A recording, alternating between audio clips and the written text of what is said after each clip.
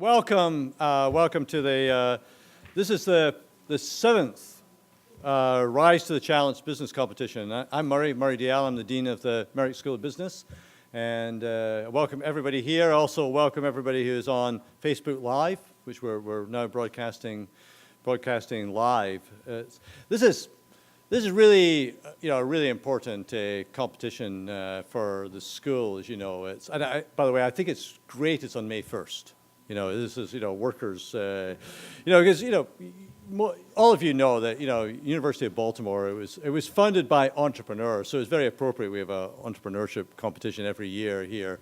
And it was funded for the working men and women, and it did say in the initial prospectus, it did say working men and women of Baltimore. So, that tradition is still very important to us. We're the #1 school in Maryland for educating working adults. We're trying to aspire to be the most transfer-friendly school, and you'll see a number of our contestants. I think I'm right. You'll see if you talk to them about their education career. They transferred in here, and they have some great backgrounds. And we're very career focused. That's what you come to the Merrick School to become something. Become an accountant, become a marketing professional, insurance professional. Some of you are going to say, you come to become an entrepreneur. And some students actually do ask me, is entrepreneurship a real career? And I think, as you'll see in a few minutes, some of our most prominent alumni, they made careers as entrepreneurs. And so I think it is a career, but it's also very important for a business school because, at the heart of any business, sometimes there was some creative spark, right? And so just learning and practicing that is very important. So, we had, I think, right-handed, we had over 70 applicants for this, and we got this down to 6. So the participants did a lot of work in this, and I really thank them, and I thank the judges. Henry's going to introduce the judges. We've got an eminent set of judges from the Baltimore entrepreneurship ecostructure, and I want to thank also our sponsors who've been very generous to us, the Pridgeon Family Entrepreneurship Fund, the James Carlton and Harvey Silberg Venture Fund, the J. Ripley Entrepreneurship Fund, the ZMB Media, the Pitch Creator, Rouge Fine Catering, their sponsors. I appreciate that. But by the way, it's not only monetary things. I mean, the Silberg Foundation, I would have to, would highlight to this point. One of the originators of the competition has been very generous. He's a judge tonight. Henry's going to introduce Stu, who represents them tonight. And also works with the students, it's a fantastic sponsorship. And I want to introduce you to, for two reasons. One, just to prove that entrepreneurship's a career. I want to introduce you to one of our most prominent alumni. The main prize tonight comes through real generosity of the J. Ripley Entrepreneurship Fund. J. Ripley is the chair of the Sequel Youth and Family Services. Some of you might remember Jay gave a great talk a couple of years ago about how he built this business, and he's a graduate of UB. I think you said your last exam was a few years ago, 40 years ago, and started his career at Ernst, but then has gone through a number of firms. Was it Jibby Loof,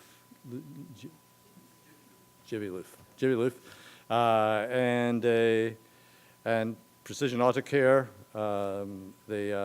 He's funded his own, burger chain, which I think he sold subsequently, and Sequel Youth and Family Services is a large multi-million business, private enterprise business in providing services for troubled youth across the U.S. and now in Europe, right?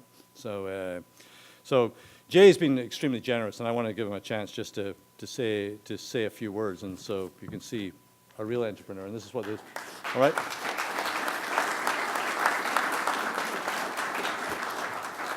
Well, thank you, Mary. It was 40 years ago, 2 days from now, that I took my last exam here in the Merrick School of Business. I don't think it was the Merrick School of Business. Bobby and I were talking. I don't think it was the Merrick School at that point.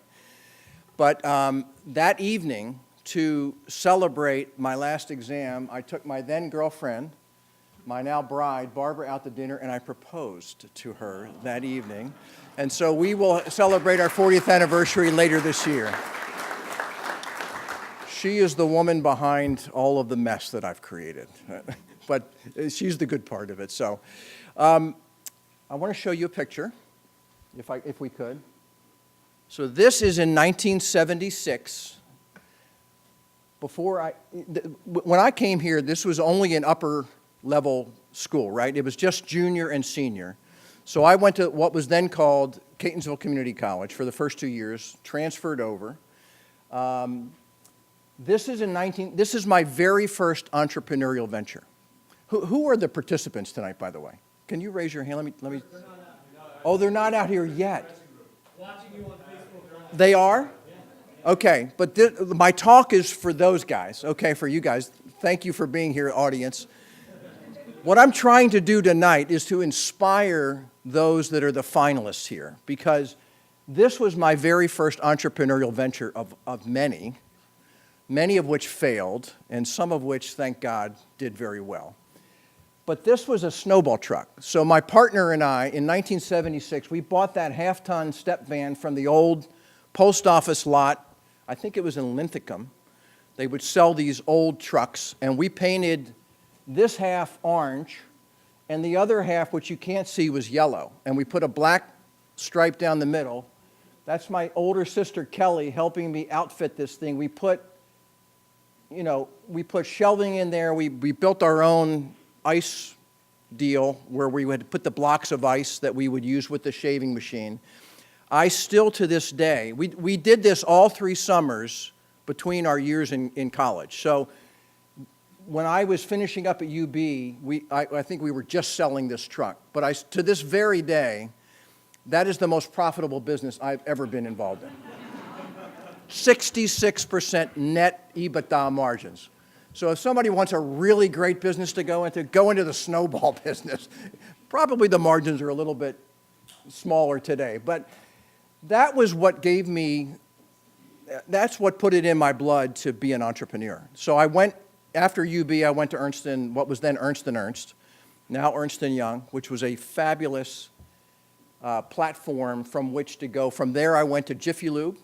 In the days, many of you will know the Jiffy Lube story here. It was a Baltimore story. A guy named Jim Heineman was the chairman. I went to become their controller, and then I ended up running the eastern half of the country in terms of operations.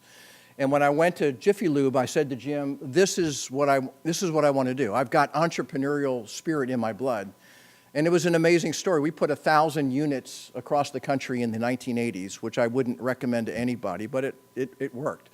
That's now owned by the Pennzoil Corporation, and they've done great. They bought it in 1990. So I went through a whole series of entrepreneurial ventures, but it all started with this. I mean, I was a poor kid. That house is in Catonsville, Maryland, and I was from a divorced family and had no money. We started this with a $1,400 loan from my father, which we paid him back in 3 weeks.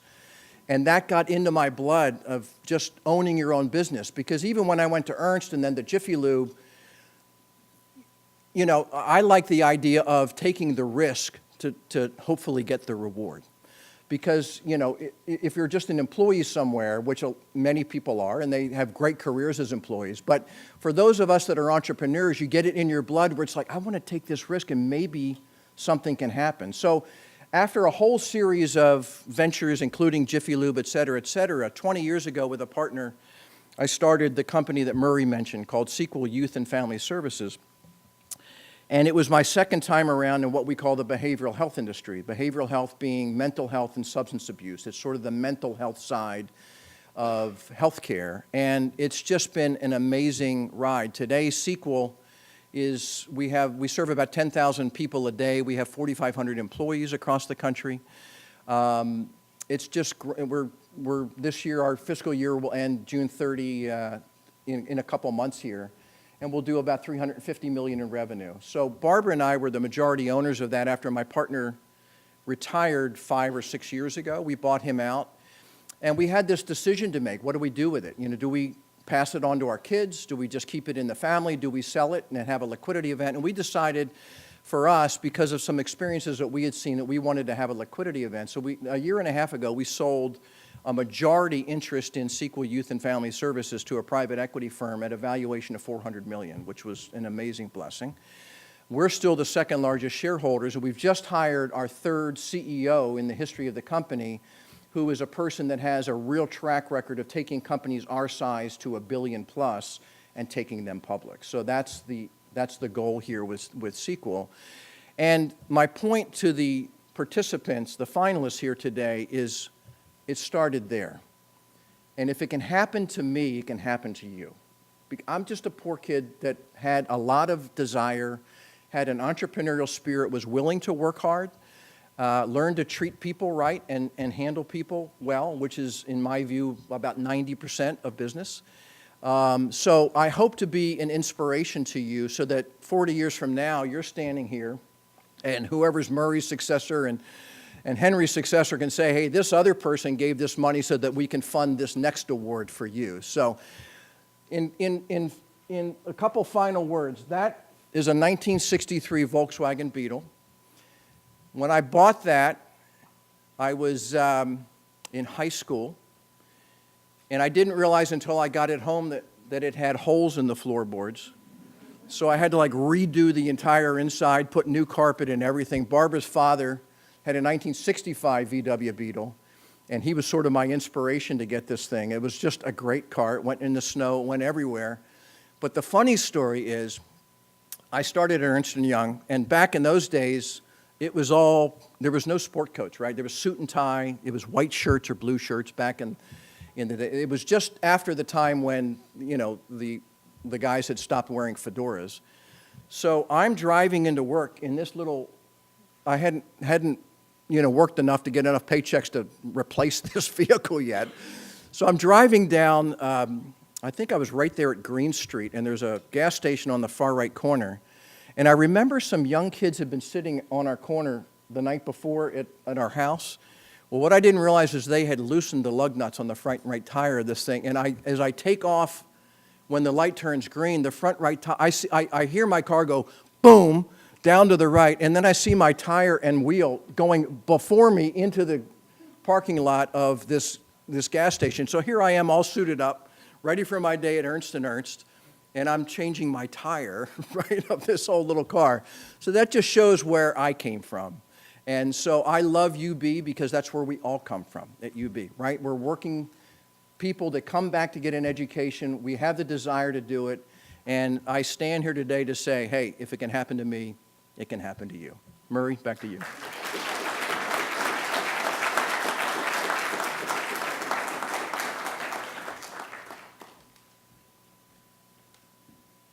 So I told you, entrepreneurship's a career. And so thank you, Jay. Thank you very much. And now let me introduce you to Henry Mortimer, who's the director of the Center for Entrepreneurship and Innovation. Henry's going to be the master of ceremonies tonight. He's going to introduce and moderate the event. I want to remind everybody, you get a ballot. There's the judges, as well as the judges, you all get to vote as well. So we have a crowd favorite as well. So don't forget to vote. And this is kind of like Chicago. You can vote often, okay? So thank you. Henry.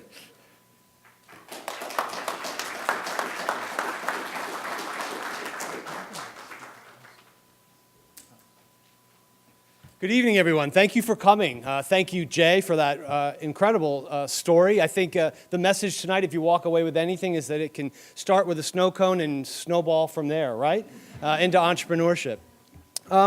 As Murray said, I'm Henry Mortimer. I'm the director for the Center for Entrepreneurship and Innovation here at UB.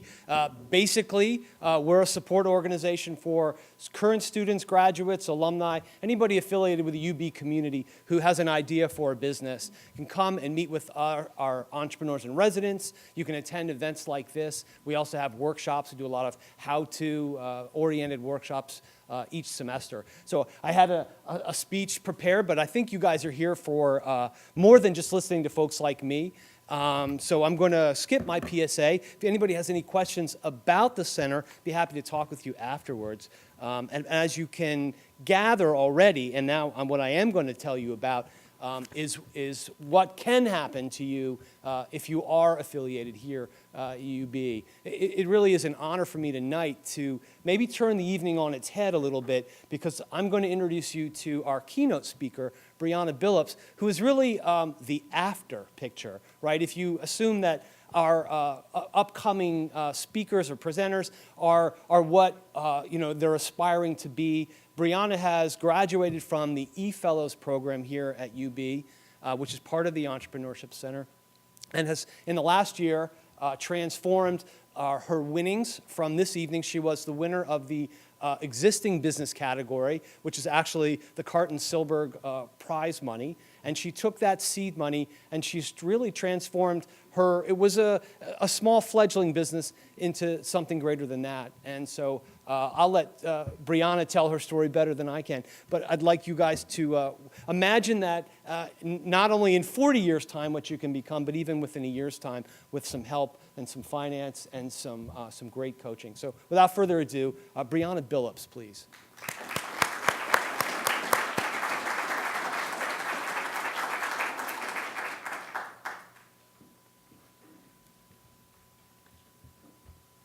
Good evening, everyone. First, I would like to say how incredibly humbled I was when Henry asked me to be tonight's keynote speaker.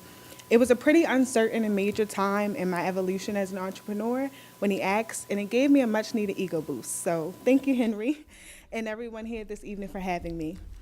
As you can see from the title, my talk this evening is about evolution in the entrepreneur. I like to share my story with you all, as well as some major lessons I've learned along the way. So I'd like to start with where my journey as an entrepreneur began. Is it this button? Thank you. The year was 2013, and I was a first-generation college student attending Anne Arundel Community College for culinary school.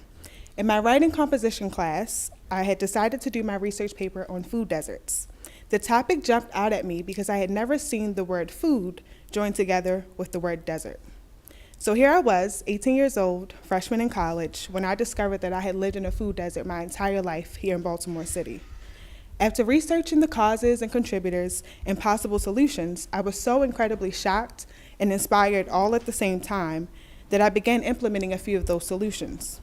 The early stages of what I would soon realize would be the basis of my own nonprofit was a combination of gardening and cooking classes I had piloted at a six-week summer day camp in West Baltimore City where I grew up.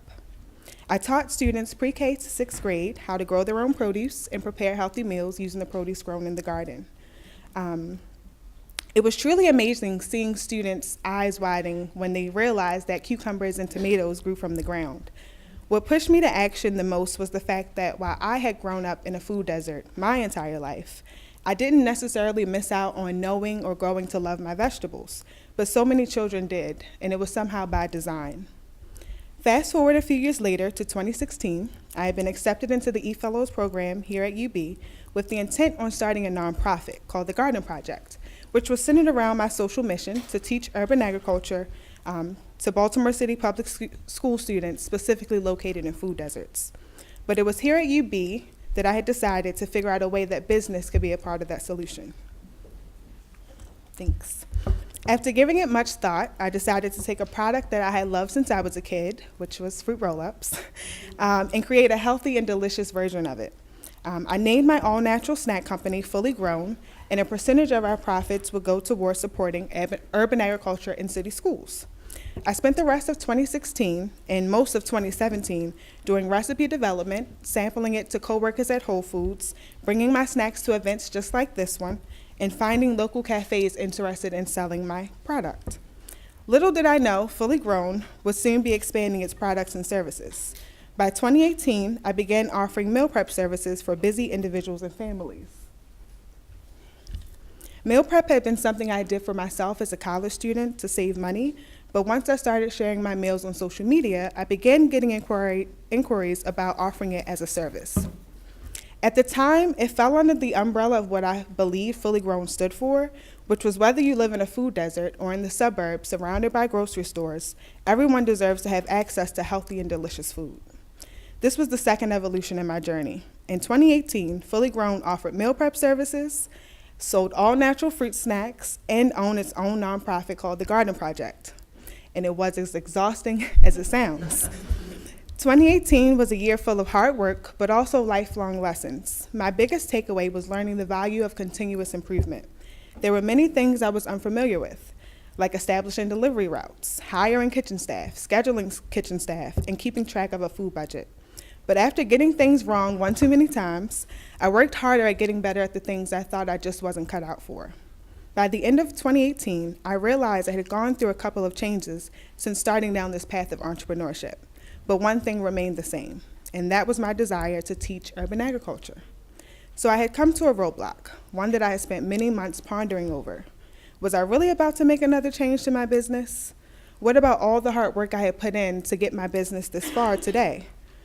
So many questions ran through my mind, but I remember the last thing I thought was, you started down this path with a passion, and it has taken you this far.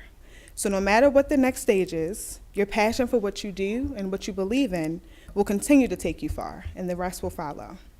It was one of those much-needed pep talks we give ourselves when we're about to take a huge leap of faith, and I have to say it's worked. The beginning of this year brought my third evolution as an entrepreneur. Thank you. Or shall I say revolution, because my journey sure did come full circle. I now stand before you as the founder and CEO of Fully Grown, an all-natural snack company who supports the education of urban agriculture in Baltimore City Public Schools through its partnership with my nonprofit, the Garden Project. My focus is now selling our all-natural fruit snacks direct to customers at local farmers markets. You can find me and my awesome mom at the Rotunda Farmers Market every other Tuesday from 11 to 2 p.m., Pratt Street Farmers Market every Thursday from 11 to 2 p.m., and the Baltimore Museum of Industry Farmers Market every Saturday from 9 to 1 p.m. So I'm also proud to announce that our first partner school this year will be Callaway Elementary School in West Baltimore City, where 1% of all our revenue from snacks will go to launch on-site gardening and cooking clubs. While it has certainly been difficult to let go of a part of my business that I worked so hard on, I felt I would have done myself a disservice if I lost sight of what I was most passionate about. So as I've walked you through my evolution as an entrepreneur, I hope to leave you with 3 key things. Embrace the evolution.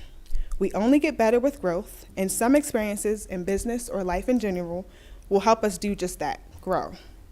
Remain focused on continuous improvement. As we evolve, we should be able to take what we've learned to become better at whatever it is we choose to do in this life. And lastly, always follow your passion. It is what will get you through those late nights and early mornings. I like to close with a quote from one of my favorite entrepreneurs, Madam C.J. Walker. Don't sit down and wait for opportunities to come. Get up and make them. Thank you, and good luck to all the contestants.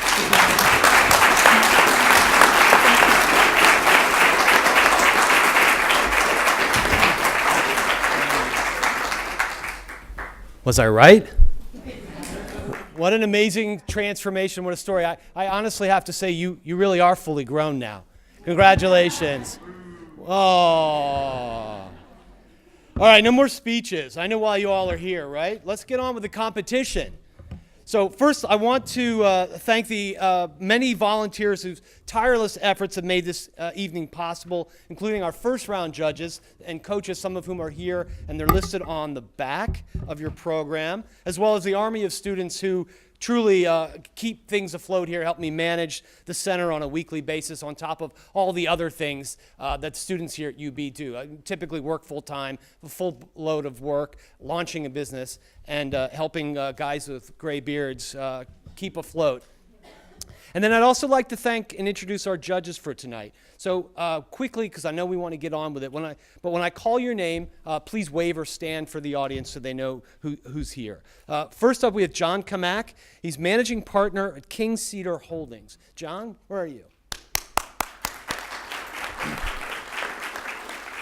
Joining us as well is Gretchen LeGrand, Executive Director for Code in the Schools. Round of applause.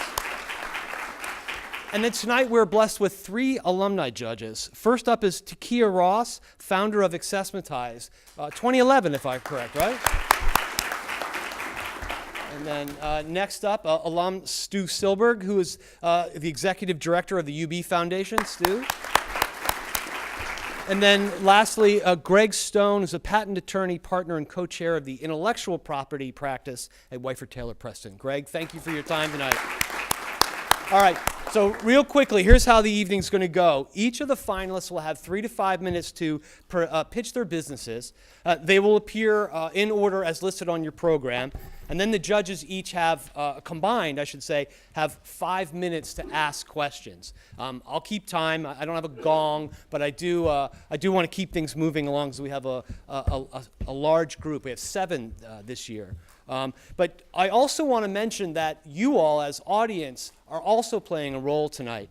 We encourage, almost demand your enthusiastic cheers and support throughout the evening. My only caveat is please don't cheer or make noise during their presentations, but leading up to and after, feel free to make a lot of noise.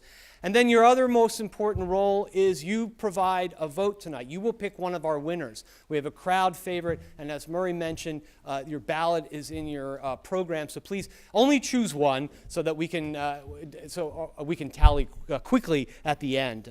But I do encourage you to vote. So anyway, let's get on with the show. Is everybody ready back there? All right, excellent. Then let's bring out our first finalist, Melvin Clark, who will be presenting AMJ fishing gloves. How about a round of applause for Melvin? Welcome. Thank you for coming out, ladies and gentlemen.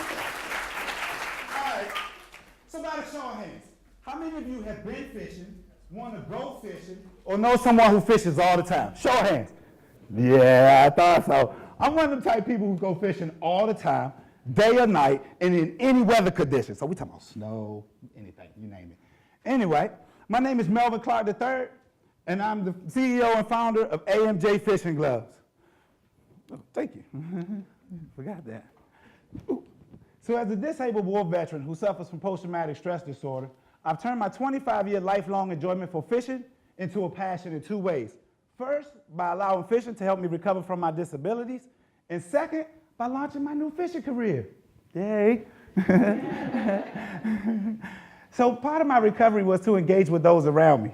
And here is where I discovered, here's where I discovered that many sport and recreational anglers are faced with the problem of finding high-quality fishing gloves that can protect from fish, knives, casting, baiting, rigging, and that's durable in any weather condition. As you can see from my demonstrators here, AMJ have solved this problem by providing durable, high-performance fishing gloves that protects from hook punctures, knife bites, fish cuts, fish fin cuts, fish handler's disease, and everything that you could think of in between.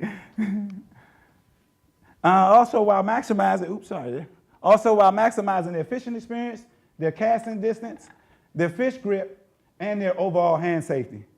So as you can see, my competitors like Glacier Glove, Gill, and Fish Monkey, they offer similar products, but nothing. And you guys, when I say this, nothing compares to AMJ fishing gloves.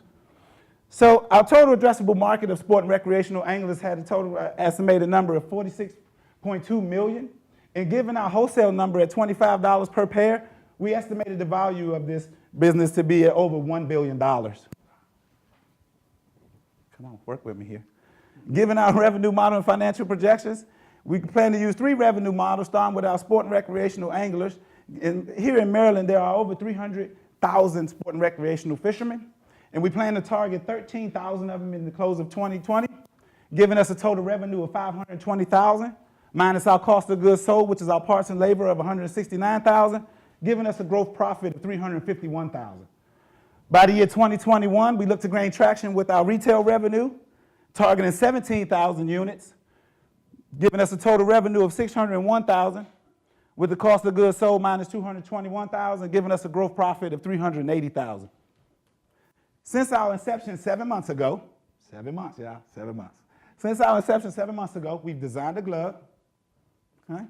We've talked to 150 bait local shop owners, along with recreational and sport anglers. Today, we are re-engineering our glove with a local sport and apparel company. And we've also designed our Kickstarter campaign to get us started. In the near future, we look to finalize our beta testing with our final product. We look to finalize the IP for our glove as well, acquire manufacturing, and build our e-commerce website.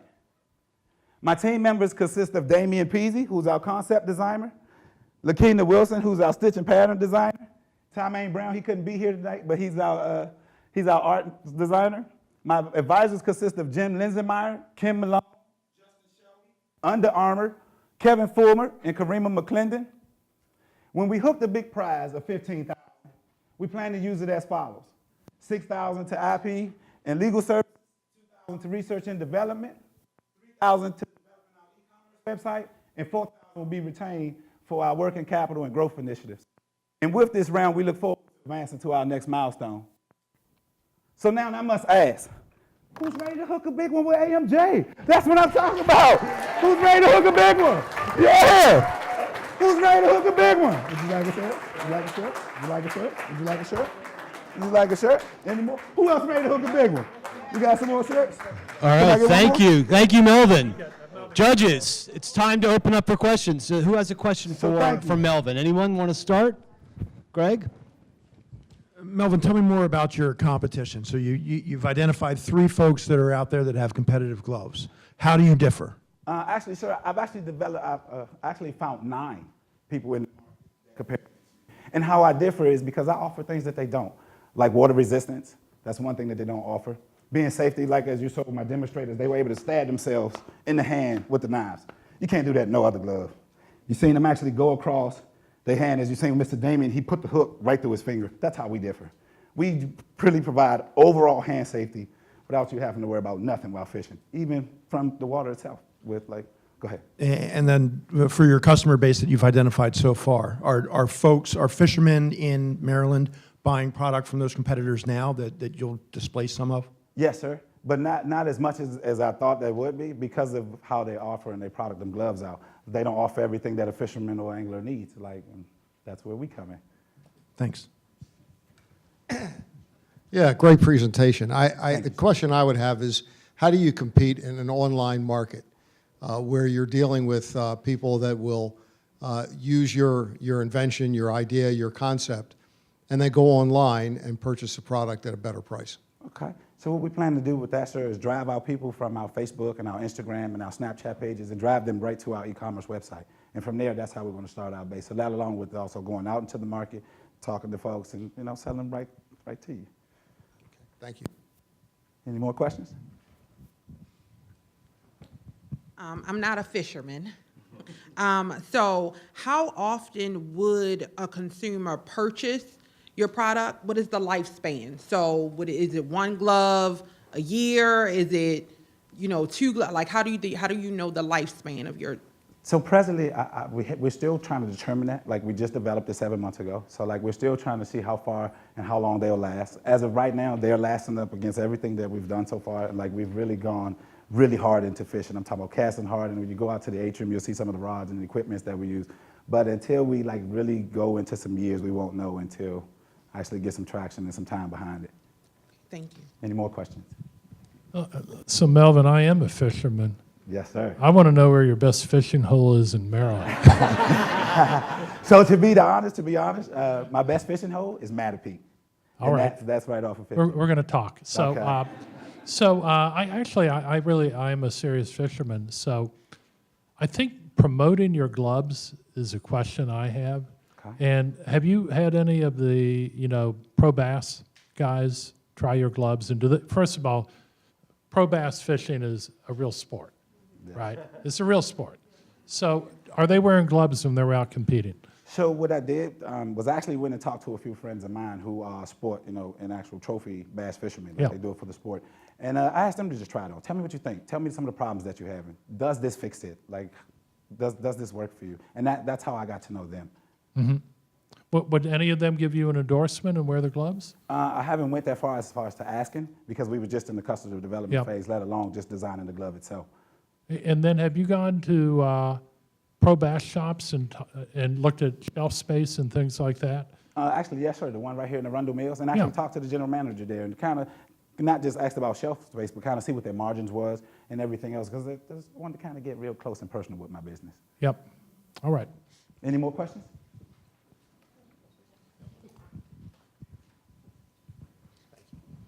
Sorry to make you pass all the way down. My question is about the current market and what the other gloves that are your competition are selling for, both wholesale and resale. So right now, at wholesale, they range from $6.99 to $35.99. And at wholesale, they're ranging from like $3 to $25. And that's the wholesale. And you said your product is around $3 to make. Yes, so ma'am. there's the potential for a big margin there. Great, thank you. Any more questions? Great, all right. Thank you, Melvin. Thank you, everyone. Thank you. Thank you so much. Come on. All right. Thank you, audience. Thank you, Melvin. And like I said, you're not going to be you're going to be impressed tonight. You're not going to be disappointed by the variety and skills that these presenters are bringing to the table here. And we're going to go from fishing to Casey Loeffler, who will be presenting lightning cycles. Bring a round of applause for Casey.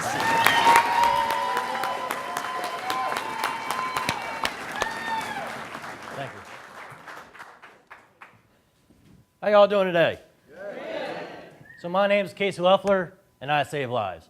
It might not be the way our lovely nurses, doctors, or first responders save lives, but I do it in my own way. So according to Statista, in 2017, there's 118,000 registered motorcyclists in the state of Maryland. The most is in California with 840,000, followed by Florida with 585,000. So that's a big chunk of people who actually do ride, who own motorcycles. I've known people my whole life. It's been in my blood. My dad, I remember in 1995 when my dad bought his first Harley Davidson. I was on the back of that bike as much as I could. My mom rides, my aunt, uncles ride. I know so many people in this industry. So about 8 years ago, I decided to pursue my passion for motorcycles. I was in a job that I wasn't really happy in. So guess what? I quit that job. I moved to Florida. And I went to Motorcycle Mechanics Institute to learn how to work on Harley-Davidson motorcycles. And then recently, I just became a Master of Technology for Harley-Davidson, which is the highest ranking achievement the technician can accomplish, according to Harley.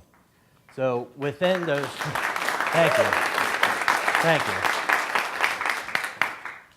So the problem is a lot of people face are taking their bike to get a simple oil change, these services. It takes days and or weeks just to get an appointment set up with these dealerships. The way I plan on solving this problem is a Jiffy Lube type method of a fast-paced turnaround for motorcycle services, for oil changes. I also plan on making sure that each and every one of my bikes that come through my shop will be looked over 100%, make sure everybody is safe to ride, because if someone's father, mother, aunt, uncle, son, daughter, whoever is riding these things, that's how I save lives, is make sure that their vehicle is working on 110%. So the shop I had in mind was, like I said, it was like a Jiffy Lube type system. I do plan on having a pit in the ground, but having a crate over it. That way there's a 55-gallon drum in the pit. That way when the technician drops the drain plugs, the oil will go into a funnel and feed into the 55-gallon drum. That used oil I plan on using for a used oil heater to help run the shop in wintertime on the colder days to save on the utility bills. There will also be other lifts in there for motor upgrades, parts and accessories, or to diagnose poorly running motorcycles. The top middle picture, I just got done working on at my work at Baltimore Harley, $30,000 parts and accessory upgrades, and he paid in cash. So people are out there that are willing to spend the money to accessorize their vehicles, and there's plenty of profit in the industry. The bottom right picture is what my garage looks like in the summertime while I'm not at school. So, like I said, the shop I plan on using will be about $50,000 for like a startup cost. The thing is, I already own a tire machine. I already own a balancer. I already own 3 lifts. I own a full set of tools at work. I own another full set of tools at my house. I pretty much have all the hardware needed to make this business, Lightning Cycles, reality. The startup costs will include phones, computers, IT, software, getting the startup, getting the software side of things up and running. Marketing, I would use social media platforms, mainly Twitter, MySpace, Instagram, and word of mouth. Word of mouth is a fantastic and best way to make this industry, the way this community works. The other thing, so with 2 technicians, including myself, 2 clerical staff part-time, I projected with be $603,000 in revenue. After the overhead and labor cost, your operating profit would be about $306,000. Then, of course, Uncle Sam wants to get his cut, which I figured would be about 40%. So you're left with a net income of about $183,000, which is about a 30% net profit ratio, which isn't too bad. The thing with this model is it's scalable. 3 years, $1 million revenue, 5 years, 2 shops, 10 years, multiple shops. Whether it might not be in Maryland, it could be in California, Florida, where you have more people who ride. You have more of a target market in those other states. Another aspect I did not put on here is a web-based subscription service, kind of like GuitarGate, which a lot of you guys know about. Doing how-to videos of how I can show people how to maintain and work on their bike safely, effectively, and also there will be a forum concept on the website so people can talk to one another. So that way, if people cannot potentially bring their bike to me for whatever reason, I can still help them be safe on the road and still collect revenue. Thank you.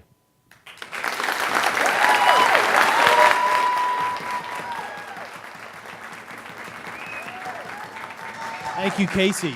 Judges, you have questions? Yeah, let me start off. Great presentation. The thing that worries me most about this, and maybe you can calm my concern, is parts inventory. We talk about maintenance of a cycle, and there are parts that relate to preventative maintenance and annual maintenance. How will you handle your parts inventory on so many cycles from Honda through Mitsubishi all the way up to Harley?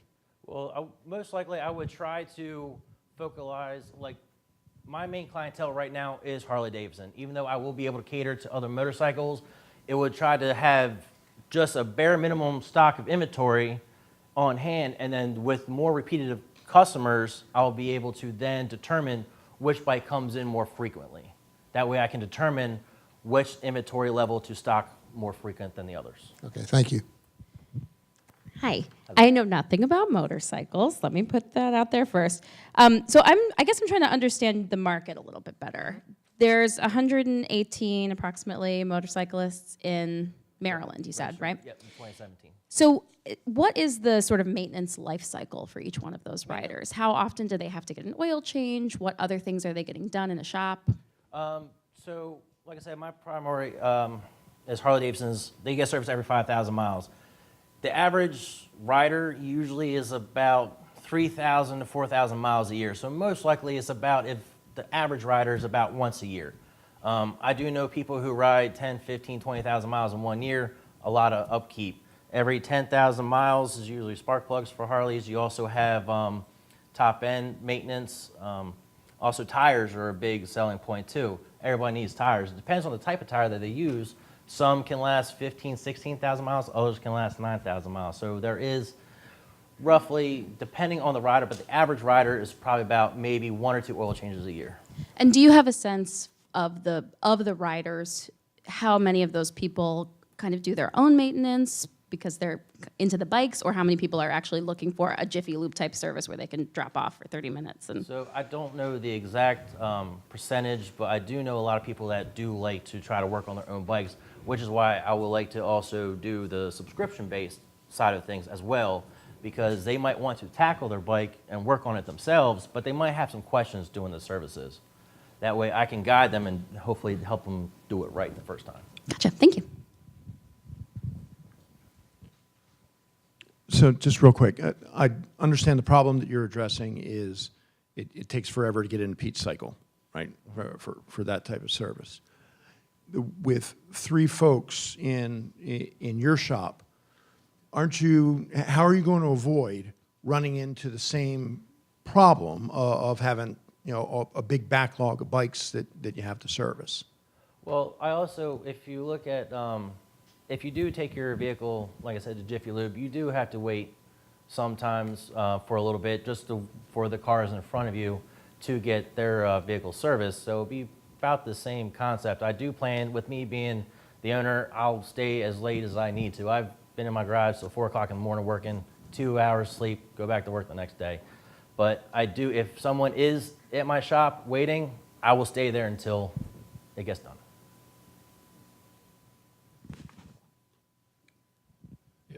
So where my thinking's going is the density of potential customers. So you got 117,000 motorcycles in Maryland, right? Yes, sir. What percent are Harleys?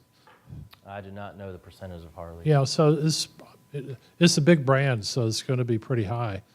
But then you got to also factor how far people will drive to come into your shop. So it's like, what's your addressable market within an hour of your shop, right?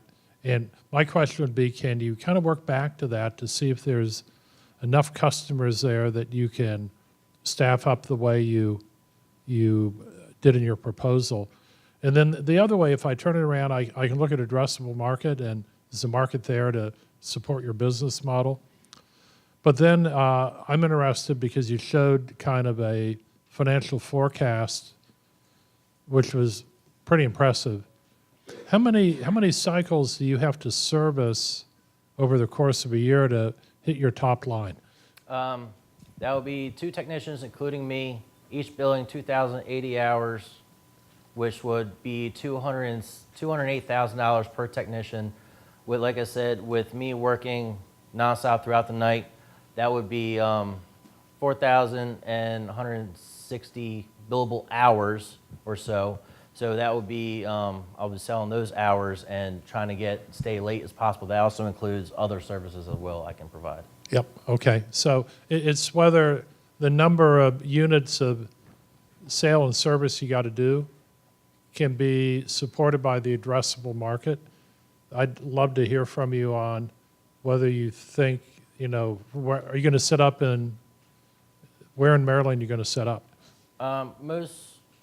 Right now, I would probably set up in Harford County and Cecil County, because the only Harley dealers and shops around there is Pete Cycle in Bel Air, Eisenhower Harley Davidson Darlington, and Baltimore Harley down off Route 40 in Rosedale.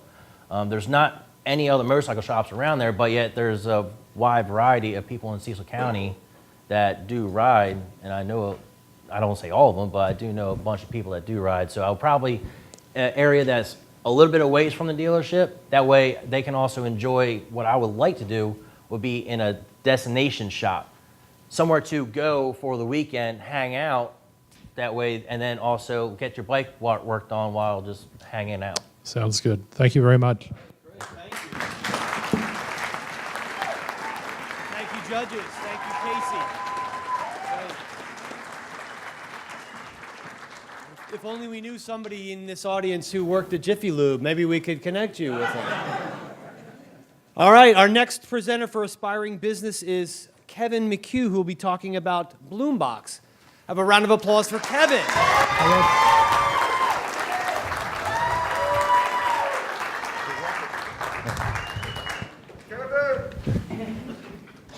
By a raise of hand, how many members of the audience value quality of life and well-being? I do too. That's exactly why I wanted to start Bloombox. My name is Kevin McHugh, and I allow people to grow. Essentially, Bloombox is a subscription model company that will send you the tools and equipment needed to plant and grow sprouts within the comfort of your own living facility. Most people know sprouts as Brussels sprouts, but sprouts can also be garlic sprouts as well as onion sprouts. So let's dig into our market. So the market for home gardening industry is about a $2 billion market nationwide, 40 million statewide. But our target market isn't necessarily in this market because the people we are targeting are people aged 20 to 30 in apartments, as well as people over the age of 65 in retirement facilities.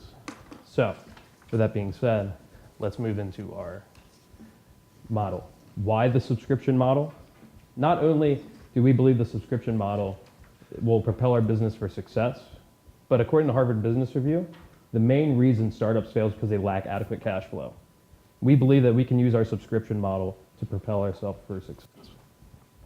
So what exactly are you going to find in a bloom box?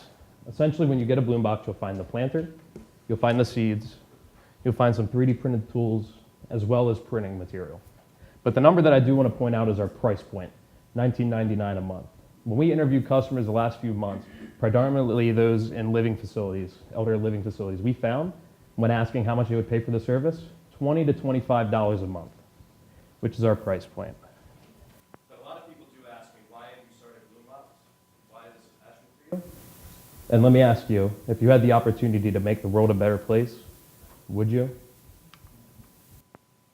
Coming from someone who currently has a family member suffering from dementia, Bloombox is way more than a business trying to make money. Bloombox is a company trying to make a difference. And our goal is if we can let our customers remember a better time, a better place, and put a smile on their face, we've done our job as a company. So, how exactly are we going to be bringing Bloombox? So, take Erickson Living, for example, the third largest retirement facility in the United States. Instead of, we don't have the capital budget to market to mass customers, so what we're going to do is market through Erickson Living. They will give our marketing materials to their residents on our behalf, and every sale that they make on our behalf, we will provide a percentage kickback to them. When we're looking at our startup costs, essentially when we're looking at our startup costs, we want to use the money to start building our boxes as well as building our digital platforms. And finally, what separates us from our competition is our value proposition, which is we provide an experience that no other company can provide.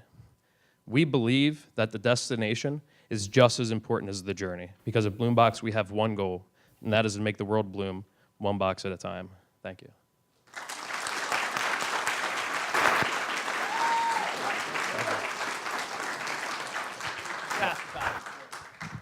Thank you. Judges, questions? I have a question, yes. So this is awesome. I love sprouts and I love growing food in small spaces. So I have a couple questions that I'll try to get to really quickly. My first question is around how the box works when somebody gets it. What kind of setup do they need to have at home to make the sprouts bloom? Thank you. Great question. So the great thing about Bloombox is it doesn't take up any space pretty much whatsoever. So the way it'll work is you'll get your box, right? And you'll have your seeds. You just put them in the dirt and you watch them sprout. You watch them grow, which is a psychological benefit to watching things grow in your own living facility. And you know, we provide the opportunity that they wouldn't have gardening any other way. So Sorry, more specifically, what kind of lighting do they need to make that grow? Are they going to need artificial lights if they have a north-facing window, or? So with sprouts, you don't need pretty much any lighting whatsoever. They can grow in any environment, anytime during the year, which is why we wanted to start with sprouts, because it's our best way to start bringing things to market and start building our brand. Okay, awesome. One more quick question. For your box, what are the shipping costs? Because I see that you've got the costs of your sort of the supplies and materials that come inside the box, but I'm not seeing what it's going to cost to ship it to your customer. Right, thank you. So a good question. So what we're currently doing right now, the one phase that we're looking into is our logistics phase. And we are trying to figure out how much it would cost at this point. But we've contacted UPS, FedEx, as well as USPS to kind of see how much they would charge. And we're trying to figure out the other thing is we're trying to figure out exactly what the net weight of it's going to be. And that's the problem that we haven't figured out yet. But that's something that we can definitely get back to you on. Thank you. Thank you. Great presentation. Thank you. Two things is perishability. you're dealing in product that has a life cycle. How will you deal with the inventory of that life cycle if it doesn't sell? And the second question, so that it's almost like a political thing, you handle each question. And the second question is, when you're dealing with Sprouts, what is your next product? And how much will you be able to add to this product base to entice people to go on a monthly basis? So thank you for those questions. First off, for the life cycle of sprouts, sprout seeds can sprout anywhere between 6 days to a week. So they can be used right away. In regards to our shipping and packaging them, they don't sprout until you really, I guess, position them for sprouting, which putting the water on them and putting them in the dirt. And we will provide the material of how to do that. It's really easy, really simple. And the second question was variety. So yeah, so one thing we just wanted to make sure is our first year, we just wanted to do sprouts, keep it simple, have as less inventory, but what people would want. For the future, we'd love to do more seasonal and regional-based material. So for example, for Christmas time, you would get some poinsettias. Or in the springtime in Maryland, you might get a tomato plant. And so it's definitely things that we're looking in the future, but it's just right now we're starting with sprouts, but we're definitely thinking of ways we can expand our brand and products in the future. Any other questions, judges? So it seems subscription boxes are really, really popular right now. I'd question how you're going to maintain a competitive advantage if you're having success. Folks that are subscription seed services, I would think would create significant competition. But something that's triggered for me is the Bloom box and the brand that you have, and then some of the things that you were saying in your presentation, little catchphrases. Really good on the marketing and branding perspective. But just from that side of the competition, somebody seeing that you're having tremendous success in the box subscription model, how do you position yourself to address the subscription seed company from coming in and displacing you? Okay. Thank you. So we want to eventually, because they're not targeting our target market, which are people in apartments and retirement communities. So that's how we're initially going to enter, and that's how we believe our first profitability phase will be. In the future, again, we want to be more proactive instead of reactive. So we want to make sure that we come up with products that other competitors won't necessarily have, or membership opportunities, as well as we want to do tier systems eventually. So we'll have like so eventually maybe your first phase will be Sprouts, right? And then you could upgrade to a platinum level with more opportunities. But we want to do as much research as we can into how we can differentiate ourselves from our competitors and future competitors. Yes, thank you. Great. I think she had one more question. How do you deal with people who can't sprout? Who can't sprout? Yeah. So that kill like live plants and things. How do you deal with those people? See, they're here. People that can't grow. That just Okay. can't grow. All I'm right. just saying. Yeah. So the one thing we had is printing costs. So one thing we wanted to put in our box was just basic material that'll tell you exactly step by step how to plant it and how to grow. And one thing that we're going to eventually implement is if it doesn't grow or nothing happens, we'll send you another box. So we want to turn your black thumbs into green thumbs. That's another goal of ours. Yep. Thank you. Thank you. Thank you. I think the stick is over right. Super. All right. Okay.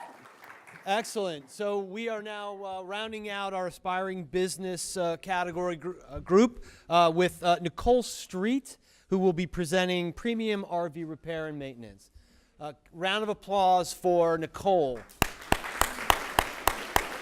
Oh, come on, you can be better than that. Yeah. This is not easy, people.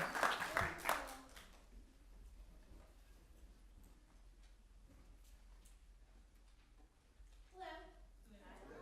I'm Nicole Street from Premium RV Repair and Maintenance. We're a veteran-owned mobile RV repair service. Imagine you purchased a $25,000 vehicle and your first road trip It breaks down. It's 10 o'clock Saturday night. You cannot get a hold of the dealership. When you get a hold of the dealership the next day, they tell you it'll be 3 months to get it fixed. Oh, it's off. This is what happened to me when we purchased our RV. Our first outing, the freshwater tank wouldn't empty, so we emptied it. 40 gallons of water filled up the belly of our RV. My husband, our lead technician, he's both. He's handy. Sliced it open. That's our insulation and our water that had been in the bottom of our RV. There was no way we were driving home with that. So our solution, a mobile RV repair service. We come to you, you call us, you have a problem. We come to you, and we can fix everything from A to W, we like to say. Including regular maintenance, which is going to be your bearing repack, your winterizing, your de-winterizing, stuff like that. Excuse me, and your repairs of any of the systems that break.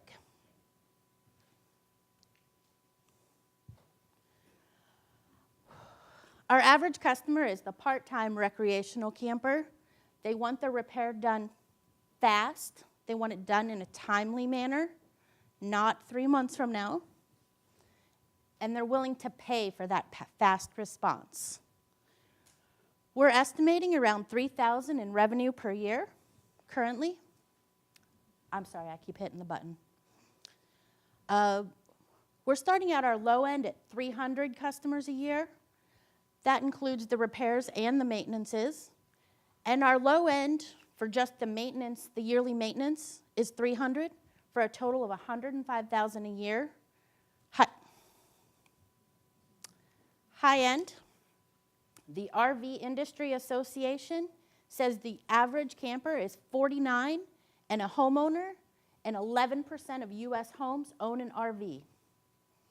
The number of Maryland householders, 45 to 54, 369,000, are 11% times, we're estimating 3,000, which is your regular maintenance and a repair or two. And we're looking at 122 million high end. Our secret sauce is over 40 years of camping experience, and of course our adventures with our own RV. Our first night, when we had that one issue, we had 17 other issues that we had to fix ourselves. So we have plenty of experience. Well, he has a lot of experience. I hand him the tools. Competitors, I'm not sure why this is so wide. Area competitors that I was able to discover, and this is after some serious Google searching, is Mid-Atlantic RV Repair, Jim Donnie's RV Repair, and then of course we have a couple of dealerships here in the area. Our biggest selling point is that we'll get to you quickly and we'll charge you fair prices. Our other selling point that I don't think anyone else can offer is because I'm a veteran, we have base access, which means Aberdeen Proving Ground, Fort Meade, and down at Pax River. We can get on there as well. Our team, our lead techs up top, myself co-founding, and our little baby, because I couldn't argue with a 3-year-old. Milestones were cut off. 2016 is when we took our first camping trip.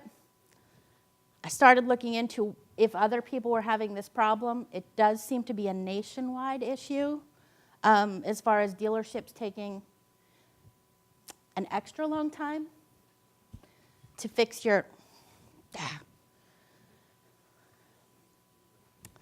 February, I started ENTR with 300 with Professor Rosado up there. I'm going to point him out now. We're hoping to launch in the fall at the RV show with promotional items like Frisbees for the dogs and can openers or something that the average RVer will have available to them. They'll have our name and number handy when something goes wrong, because something will eventually go wrong. And our end goal is ultimately to franchise into other states and expand. We're targeting a $10,000 use of funds, basic supplies, marketing, advertising, booth fees for the RV shows. We're anticipating the majority of our excitement is going to be circled around the RV shows. It's a very niche community, so we're hoping to gather steam where we can. We're also looking at 4,000 other growth initiatives and working capital, and $1,000 to get up to the recent RVI certification training standards. Any questions? Great, thank you, Nicole. Judges, do we have questions? You mentioned that you were going to be providing mobile services. Yes. So what is your area? What is your radius to be able to get to an RV? So an RV has to be in a certain mileage for you Correct. to be able to get there quickly. So what is your mileage radius from where you will be stationed to be able to get to your customers? Because the majority of our camping so far has been at the military campgrounds, my initial thought was APG down to Pax River. However, it was pointed out by our tech that that wasn't a big enough area. Ideally, we'd like to grow to include all of Maryland with a set. We're finding a large number of campgrounds in the DC area and down Ocean City, Eastern Shore area. So what ideally we'd hope to set up is Mondays will be in this area for maintenance, Tuesdays in this area, and then answer the emergency calls as needed.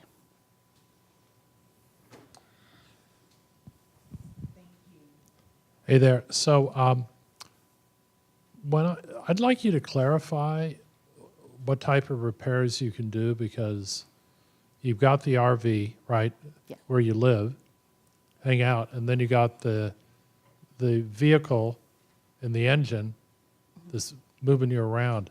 Can you do repairs on both, or are you more just on the actual living space? So you're talking about the difference between travel trailer and like a Class A? Well, in other words, are you capable of repairing engines and doing that type of work, or is it more you're just working on the actual, interior and things like that? He can do both. He can He do has both. done both, yes. He's taken several classes on auto body, and Yep. he maintains our vehicles as well. Yeah. So that leads to the question, and was asked with the motorcycle entrepreneur. Do you have to keep parts in inventory? Yes, we're anticipating keeping a small stock of inventory with RVs, whether it's the, say, 15,000 is your base model to the 100,000. Some of the components inside are the same. The AC system is going to be the same in both models. The refrigerator is going to be the same in both models. Some of that is going to be the same. Do you have enough experience where you could say, we think 30% of our repairs will be around these 2 or 3 things? In other words, rather than being a jack of all trades, could you guys kind of specialize in doing certain things? That's a possibility, yes. That is a possibility. All right.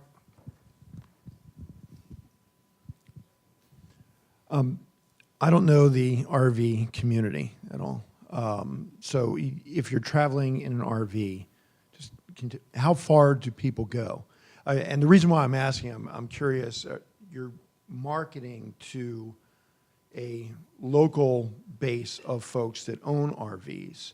Are they the ones that are going to actually be in your service area, or when they take their RV out, do they go to upstate New York or to Georgia, and you've got folks from out of state coming into Maryland? And if so, how would you market to those out of state folks?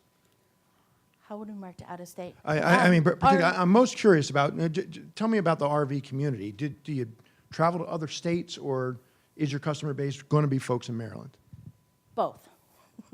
Ideally, what we're aiming to do is the crowds that attend the RV shows here locally.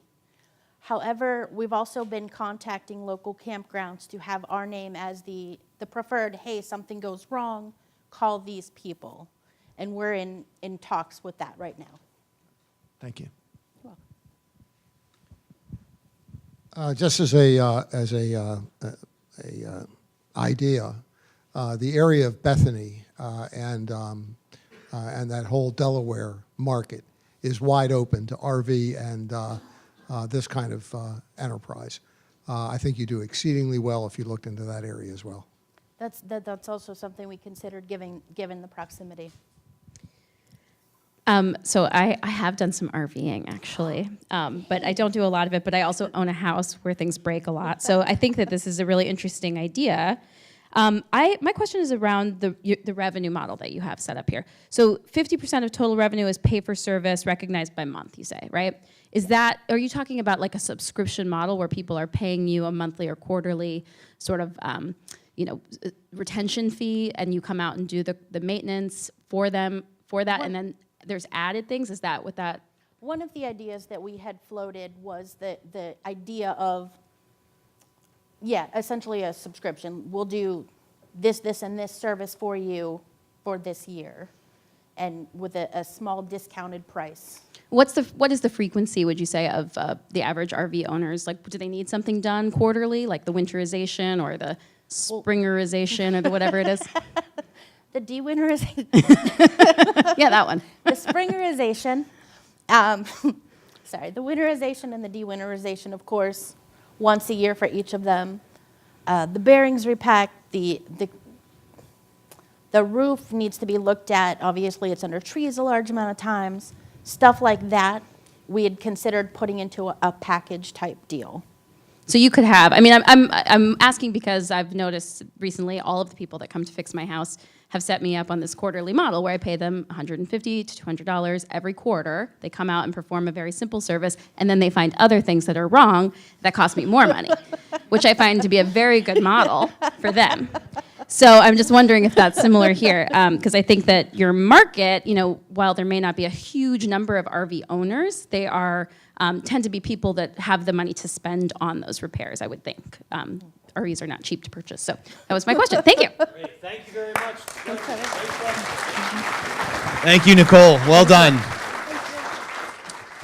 So we've come to the 7th inning stretch here. If anybody wants to stand up and stretch a little bit until we are ready for our next presenter, you can do so. What do you guys think so far? Impressive, right? It's not really hard to see the transition from before to after here at UB.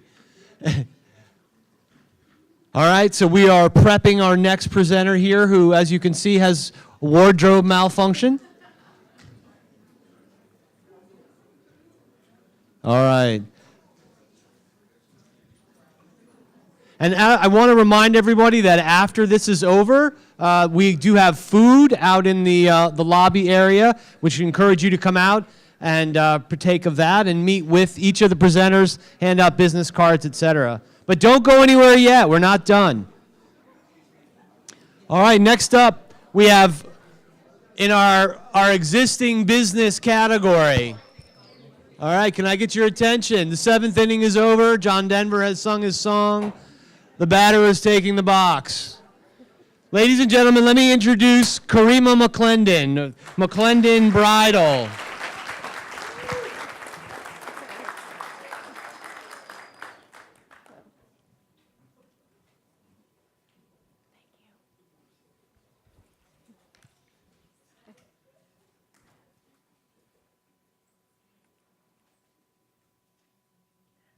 Hello, everyone.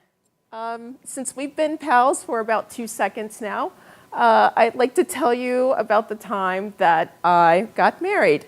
This was in 2005, and at that time I was 31 years old. And even though I'd spent most of my life to this point in the fashion industry, I thought I'm planning a wedding from Illinois, getting married in Minneapolis. I can't sew my own gown. So I went through the whole process of wanting to go and say yes to the dress. And it was a disaster. I went into the bridal salons, and every store that I went to at the time had that corset look, and so it looked like you were wearing lingerie with a skirt attached to it, and I could not have my cleavage at age 31 up to my nose. And so that became a problem, and I realized at that point that it was a problem for me. It was probably a problem for other brides, and as I've gone along in life and talked to other brides that were my age or older getting married, it was a problem. And the problem is that there are no gowns that are suitable for an older bride's aesthetic. We don't want to wear gowns that are basically mother of the bride gowns in white, but we also don't want to wear anything that's too showy. And so most brides that were in my position, when they go into a bridal shop, they just throw their hands up and either settle for a gown that doesn't really suit their aesthetic, or they take out, buy a gown that's the price of a small car, or you just give up and have your friend make it and hope for the best, and it usually is not the best. Luckily, I knew from working in the bridal industry who to go to for sourcing and to embroider my gown and to have it made, and I knew that it was going to be a quality garment. But over the years, I found that this was such a problem that this could be a solution for the stores, because the stores just don't know that this is why brides are not buying their gowns in their stores. So what Karima McLind Baltimore aims to do is to fill this gap in the retail stores of supplying gowns that are sophisticated but not matronly, and we would make the gowns here in the United States, namely here in Baltimore, and using silks and embroidery, and provide a gown at a reasonable price, somewhere between $1,900 and $4,500 at the top end. That's retail. So our market, our business model is twofold. First, when we sell the actual samples to the stores, that's where we make money. And these are the ones that you see when they're hanging in the shop when you go by. That's the actual sample that was sold to the store by the designer. So we would make money there. We figured we can sell 6 styles per year or 3 per season. On top of that, every time a bride says yes to our dress, that's another source of revenue. And so between those two, we figured that for each store that we could make, we would make $101,500, but take away our expenses, and we figured we could net $49,300 per store. Now, to put this in perspective, the bridal industry is a $3 billion industry. It has over 6,000 stores, and we're only aiming to capture 1% of that market. And so even with capturing 1% of that market, we feel that we could, with 62 stores, make $3 million per year with those stores and create 15 jobs here that are in Baltimore of stitchers who are with the living wage.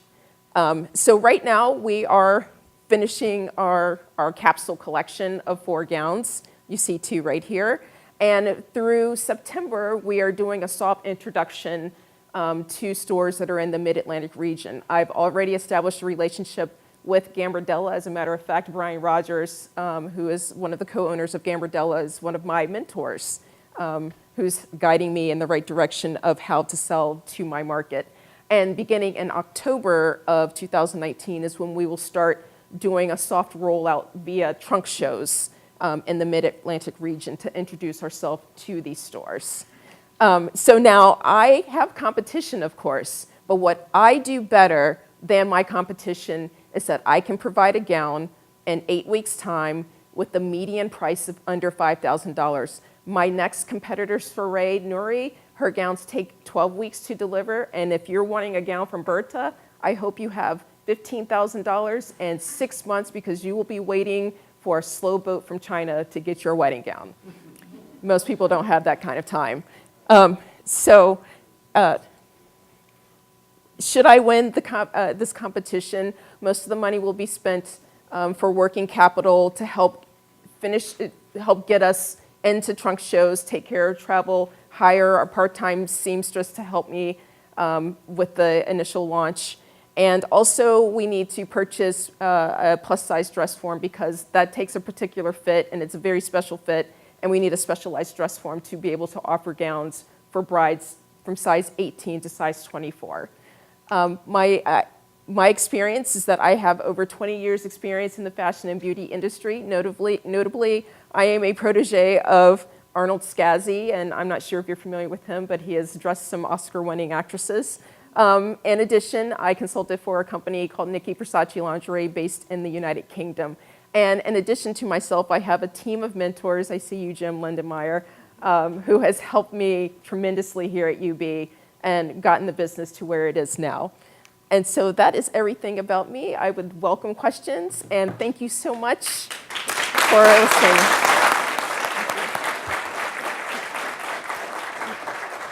Judges, questions, Judge? Ladies first. Great presentation. I have 2 questions. Okay. So currently, who's making your dresses? Are you making them? I am making them. My first hire is someone else to make them. Okay. So you're currently making all of the dresses Yes, that I you am. Yes. Okay. And so when a bride, if you sell these dresses and a bride says yes to your dress, Yes. Are each one of them then made? Yes, and it's made to her measurements. And so if she wants her gown in a size 12, we will adjust, I adjust the pattern so that it arrives to the store in her size. Okay.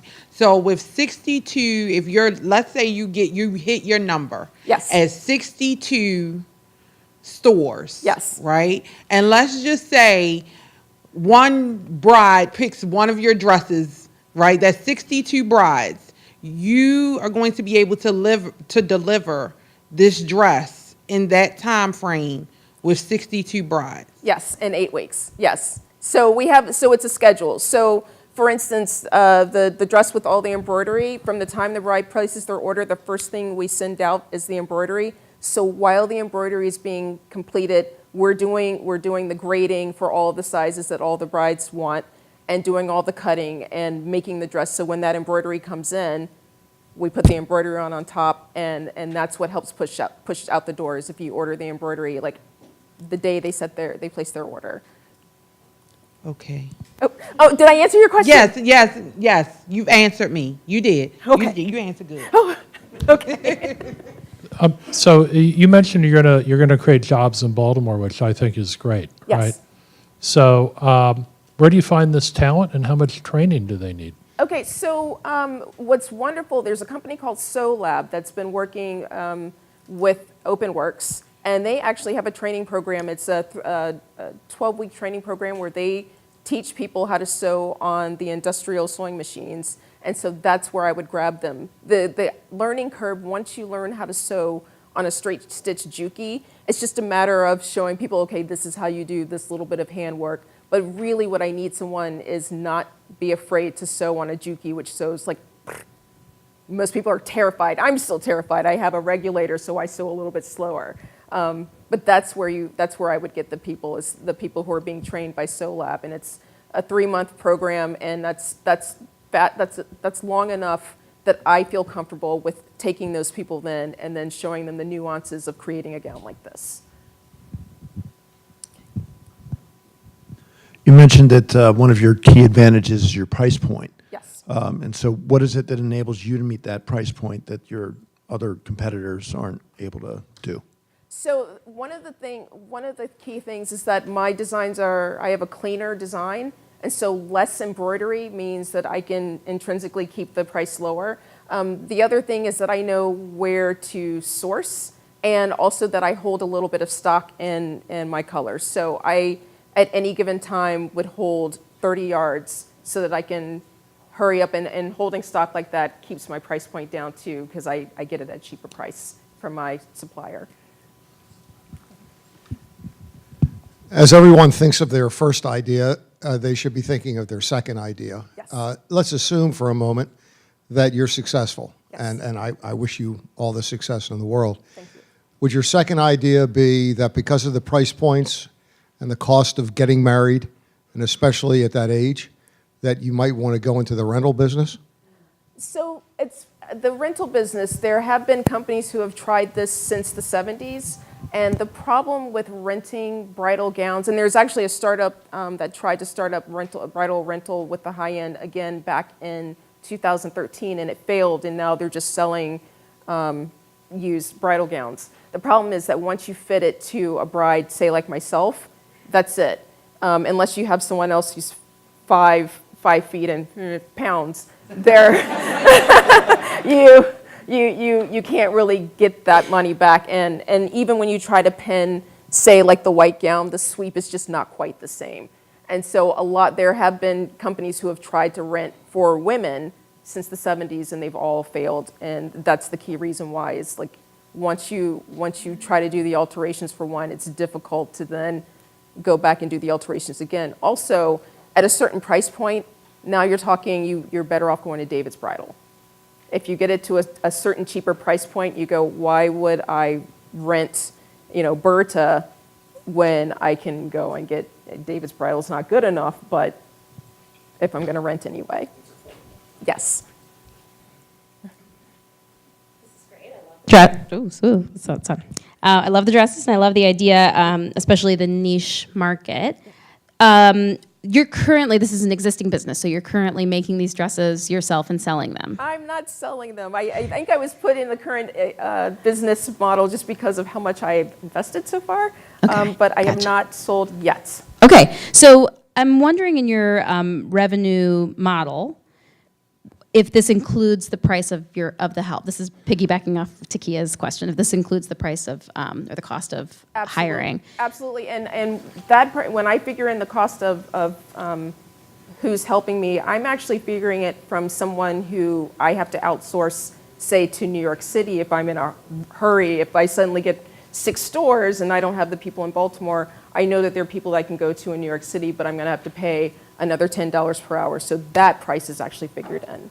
Oh, so you're figuring in the higher cost. I figured in like the worst case scenario. Okay, to that, great. Yes. So do you have a sense of, or I'm trying to get a sense from you of what the scalability is. So how many dresses can you make by yourself? How many dresses can you make with one other person? How many, so on. That's my question. Okay, so the hardest part, the longest part is actually working out the patterns. So now that those patterns are done, I know that I can turn around a dress. If you give me 72 hours, I can turn around that white dress with the taupe underlay.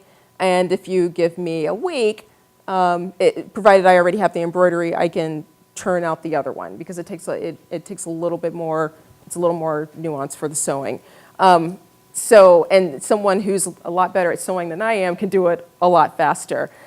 So the company that I worked for back in New York City, she had 20 stores and just 3 stitchers. Yeah, and so a lot of the cutting, the A-line skirts, you can send off somewhere and have them cut in bulk and have them sitting, and that's what they can sew while you're waiting for the bodice to come in. So. Great, thank you. All right.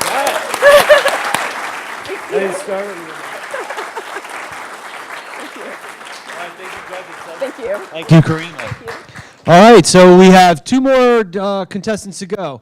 And but I'm just thinking, if you were shopping here, again, at the end of this event, I encourage everybody to go out into the auditorium. But if you were shopping here, you could walk away with, a great fishing glove, have your Harley fixed, but while you wait, throw on your wedding gown, ride out into the country, get in your RV, which has now been serviced, and put a little water on your bean sprouts, right? That's already what we've accomplished tonight. So I encourage you guys all to go out with your checkbooks ready to go to hire our contestants. So next up, we have another existing business contestant. This is Tracy Shand, who will be talking about Licata Boutique. Give a round of applause for Tracy.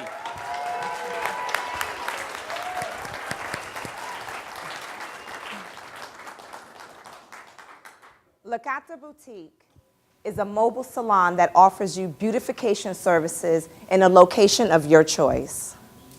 We are seeking the opportunity to offer our services within a storefront.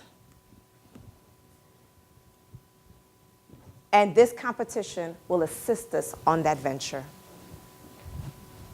Our services consist of hair, makeup, and nails. The problem with our industry today is clients is not a priority. Their money is. It takes too long to receive services, and also the service is not of good quality.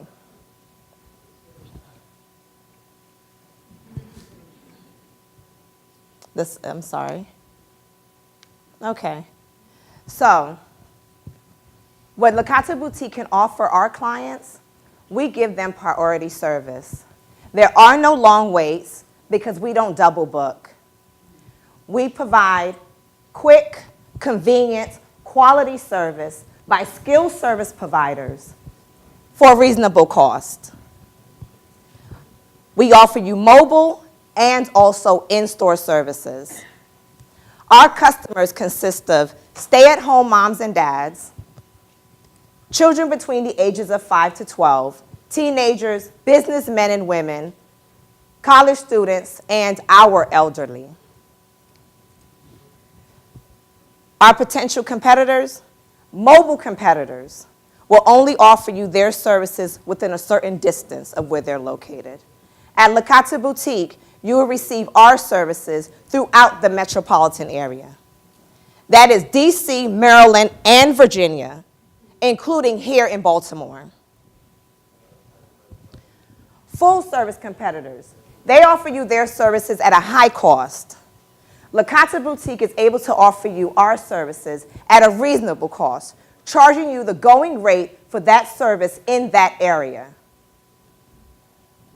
Traditional competitors, well, you're going to get your hair done or your nails done, but you're not getting both. At Licata Boutique, you're able to get a full beautification from head to toe, giving you a one-stop shop. Our revenue, 60% of our revenue is generated from in-store services. 25% will come from our mobile contractors, and 15% will come from our booth renters. On the income summary side, 40% of the commission that every contractor takes in, Licata Boutiques get. Another 40% of the commission that the mobile stylist takes in, we get. And we will charge our booth renters $250 per booth per week, with an increase of $25 per year up to 5 years. Our total addressable market. Now, if you take a look at this slide, if you got a hair technician that does weave, let's say she charges her client $212, and we have six chairs, and they get 4 clients per chair, they're going to take home, well, Licata Boutique will take home $82,000 for that year. Nail technicians, if they do 4 clients making $439 per week, for 8 clients, they will generate $43,000. That's with 6 nail technicians, okay? Booth renters, once again, $250 per booth per week. At the end of the year, we take home $72,000 for all of our booth renters, 6 of them. We have 15 mobile stylists today, and our mobile stylist does hair and nails, and they generate $125,000 at the end of the year. That's if they work full-time. My mobile stylists work part-time today. I'm a licensed technician. I have been licensed since 2005. I specialize in hair weaves, braids, natural hair care, and basic manicure and pedicure. I have a degree in paralegal studies.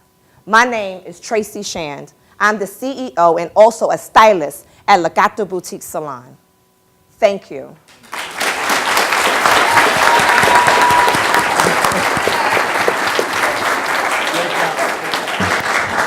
All right. So I got, Tracy, I got kind of excited because what I thought your business was is like the Uber of beauty, right? Like I can order food and I can get a pedicure, you know?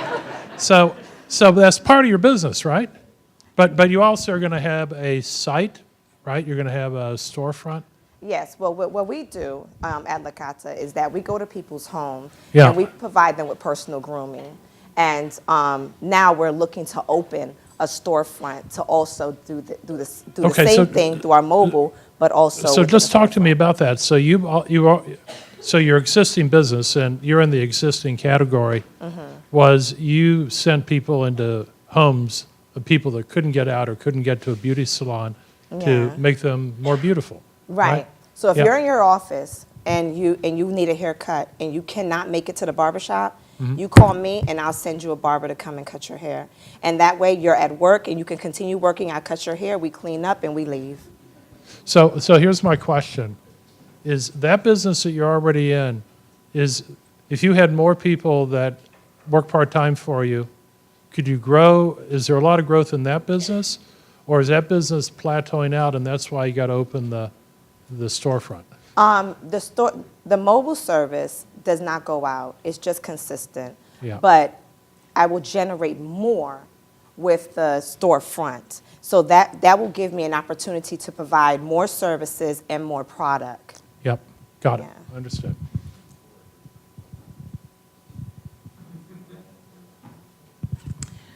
Okay, so my question is, with Maryland state law around cosmetology and providing hair services on a mobile basis, how are you getting around the fact that mobile hairstyling is not licensed in the state of Maryland? Well, we don't provide mobile services within a vehicle. We don't park our vehicle in front of someone's house because in the state of Maryland, D.C., and also I'm assuming in Baltimore, but I know for D.C. and Maryland because I'm a licensed stylist in D.C. and Maryland, you cannot park your vehicle on the street and provide services. They don't have a way of taxing you, and it's against the law for Maryland. So what I do, I take my equipment into people's homes. So if you was to call me for service, you wouldn't come out to a van. I will actually come into your home to have all my equipment set up. So I have all the curling irons, the tables, everything I need to provide you with an excellent service. Any other questions from the judges? And so, I'm sorry, one more time. You said there are some competitors that provide a mobile service? Yeah. And so what is your biggest distinction that sets you apart from those other folks? The biggest distinction between us and other competitors is that we travel a further distance than our competitors do. If you was to call other competitors, they will only go within a certain mileage or miles from where they are originally located. With La Cata Boutique, it doesn't matter where you're located. We will come anywhere. We'll go to Virginia. We'll go to New York. We'll go to anywhere because we're going to charge you 75 cents per half a mile to come to you. And as long as you're willing to pay the fee, we're willing to come. And we provide you with excellent service. Okay, thanks. I didn't have a question until you said that. At 75 cents a half a mile, that's pretty expensive. $1.50 per mile. Okay, that's pretty expensive. You talked about your revenue, but you didn't talk about your profit margin. What's your expense posture, and what do you pay these people that perform these services, and what do you naturally net out of this, grand plan of $125,000 per year? Okay, so from each contractor that goes out, we charge a total fee to the client. The contractor gets 60% of whatever that fee is. We do not take their tips. They get to keep their tips. So with our hair service, nail service, and also the makeup service, we always get the 40% back. And at the end, our profit, we don't have any loans. My business is not in any expense. We actually raise our money to be able to buy equipment.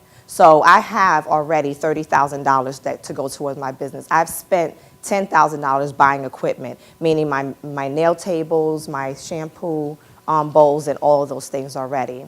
So with that being said, after all the equipment is bought, and then I still have contractors going out, and I get the salon opened up, we're looking at $292,000 at the end of the year, and that's without even having any loans at all.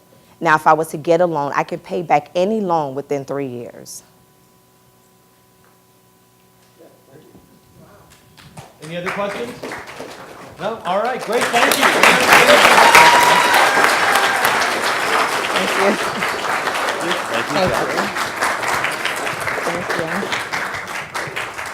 All right, we have one contestant left. Are we ready? All right.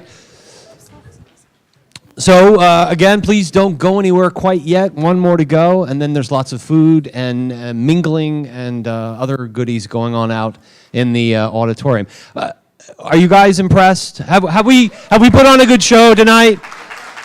All right, I hope so. I hope it's worth it.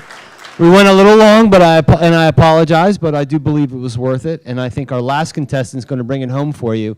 The amount and the different types of businesses and students that come through UB impress me on a regular basis. I mean, everything from a motorcycle repair to a subscription for garden boxes to our last presenter who really sort of takes us to the other end of the spectrum. So without further ado, I'd like to introduce Stuart Tweedy, who will be talking about stoned audio. Ladies and gentlemen, Stuart Tweedy.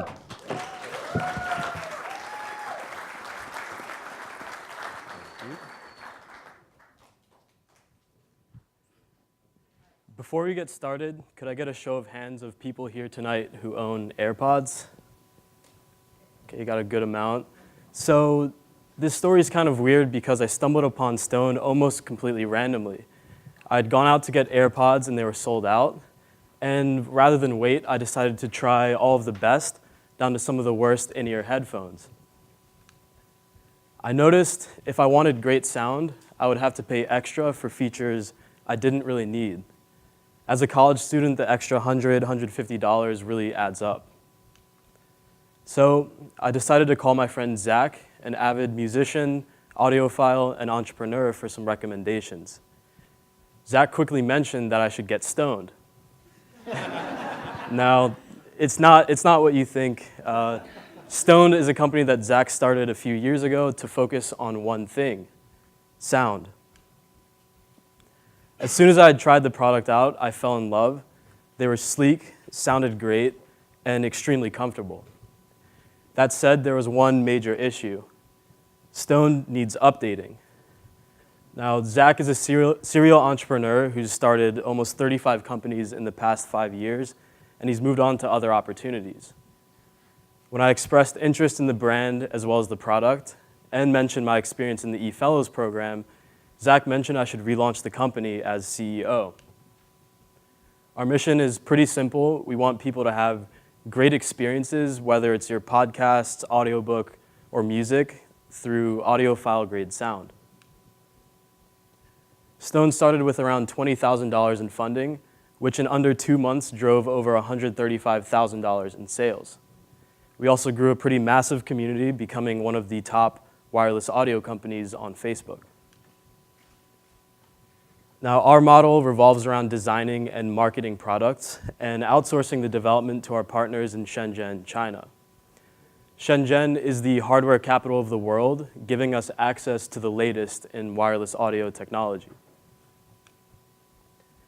The total market size for wireless audio tech will hit $38 billion in 2022. We aim to capture some of this growth by using highly individualized marketing and e-commerce solutions. This allows us to have more efficient conversions by better understanding our customer preferences. Now, we create our sales and marketing channels by combining our campaign data with data from Nova, a service provider with almost 600 million monthly active users. This allows us to know who to target and when, as well as which influencers we should work with. Now, our network of influencers has a reach of around 100 million users, giving us access to an even wider customer audience. Our team is a group of highly motivated music enthusiasts located between Shanghai, Hong Kong, and Los Angeles. We estimate around $600,000 revenue by the end of 2019, with a margin of around 59%. Now, keep in mind, this margin will grow as our order sizes increase. And so far, we've been getting feedback on our initial prototypes and incorporating that into our designs for a soft launch. We are planning the soft launch in June, followed up with a larger public launch in July. Now, we're competing in a marketplace with highly differentiated products, and to compete, we've had to carve out a niche between sportswear, luxury, and audiophile-grade sound. We need funds to finalize our designs, but for the most part, Rise will be absolutely instrumental in helping us relaunch the brand. We have a list of around 200,000 select customers and no capital to reach them. Furthermore, as the eFellows program draws to a close, winning this will help me transition from student entrepreneur into an actual entrepreneur. Oh, skipped one, but I would like to take the time to thank everyone for being here tonight, especially my classmates in Finance 770. You guys have all provided feedback throughout the entire semester, and that's kind of what got us here tonight. So thank you.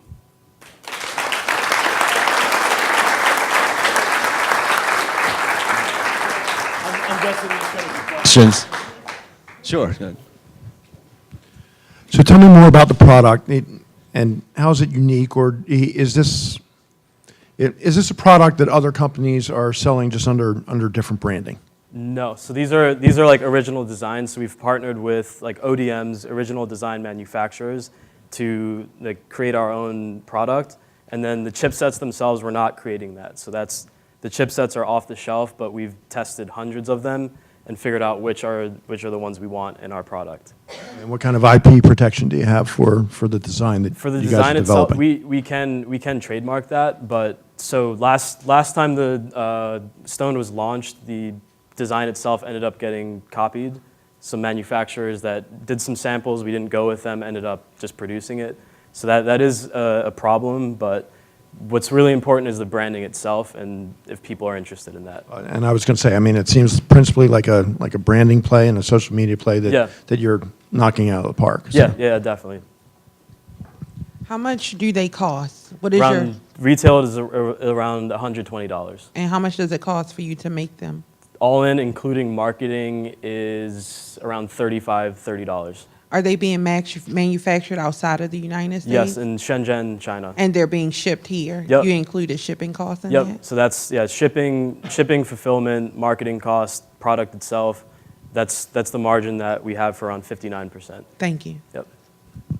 Hey, so I was really interested when you showed kind of your slide where you were trying to position the product. Can you go back to that? Yeah, let's see. There we go. This one? Nope. Keep going. Next One more. Competition. There you go. Okay, so tell me how you decided what niche you wanted to be in. Mm-hmm. Question number one, and then two, based on that niche, how are you going to position the product? What's your tagline, or how are you going to promote it to get people to want to use it? Yep, so the niche was created just because the community that we grew initially demanded a newer product. So they wanted waterproof headphones, and we can deliver that. They also want something that's like sleek and they can wear with an actual outfit, not only to the gym. And then our main focus is on just great sound, so that's kind of how we carved that out. To answer your second question, the tagline, one of the ones that's worked the best is "Get your family stoned for Christmas." We've A/B tested a few, and that's the one that keeps sticking. So we want to be able to have an initial launch, get a few orders in, and then also by like Black Friday, Christmas, be able to like drive hard with the "Get your family stoned" angle. So that's how we're gonna get that out there. Yep. So it's just sound. It's not. You can't talk. No, you can talk. You can. Yeah. So okay. Yeah. So like what we're not building is headphones with like heartbeat sensors.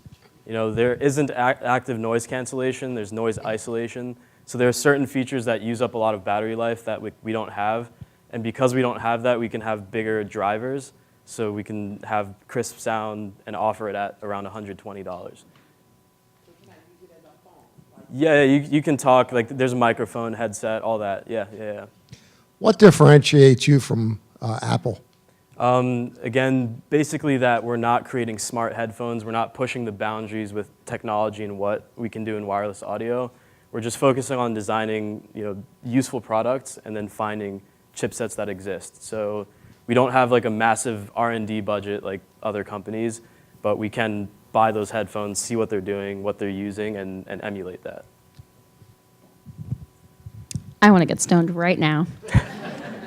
No, but seriously, the AirPods don't fit in my ears. So I love the silicone ear tips. That's great. Yep. So my question is around what you actually need to take this to market. What are the startup costs that? So initial order is around like $3,000 to $5,000. So we need some capital just for that to order a batch that's large enough that we're not getting charged a lot for. And then marketing is the biggest expense. So the more money we have to market, the more people we can reach. So we can have a little less to start, but having a... I keep turning that off. Would you use this money as the sort of marketing strategy and do some sort of pre-sale before market? Partial pre-sale and then partial like soft launch with around 200 to 500 units. So we're putting up our capital for that and for the designs, but we need money just to actually market it and get it out there. Great, thank you. Thanks. Thank you. All right, good job. All right, thank you, everyone. And that brings us to the end of our program. I just want to say once again thank you to all of our participants. Can we get another round of applause? This is not easy to do. And as I mentioned, they are all students at the University of Baltimore. What an amazing array of talent and ideas. Just a couple quick notes. Please make sure you vote for your crowd favorite. Pull your ballot out in the middle. Find a friend and get a pen to vote for that. And you can hand them to our students over there on your way out. I'd like to thank our judges. I'd like to thank folks like Jason Tagler from Pitch Creator for helping prepare all of these great presentations.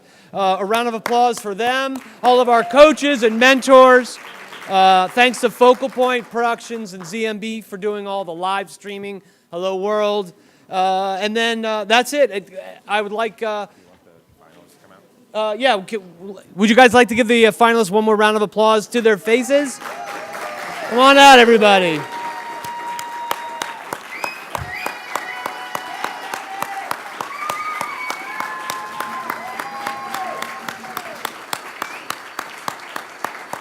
How about that? How about the University of Baltimore? Right here, folks.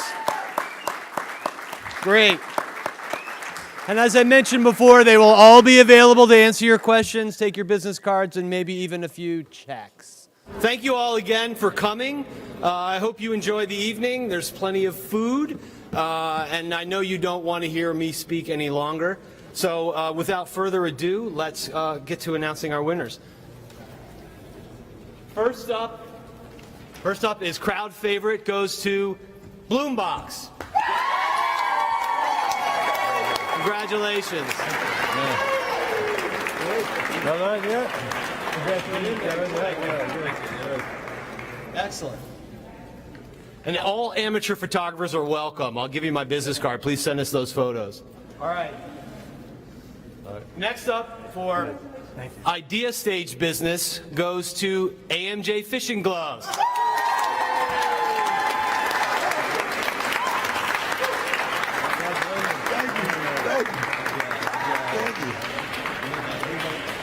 All photos are welcome. Thanks, Stephen. Got to get the media in here. All right, next up we have Existing Business. And the winner for the Existing Business category is Karima McClendon. Where's Karima? Just as a little backstory, Karima was actually in the hospital like 3 days ago, weren't you? Yeah, so what a great job. What a great job. Great. All right, and finally, last but not least, for most promising business, everybody must get stoned.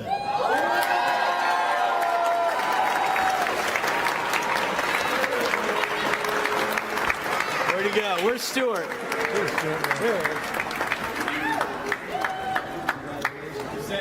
All right. That concludes the evening's presentations. Everyone, as I said, stick around, have some food, enjoy yourselves. Thank you again for coming. Good.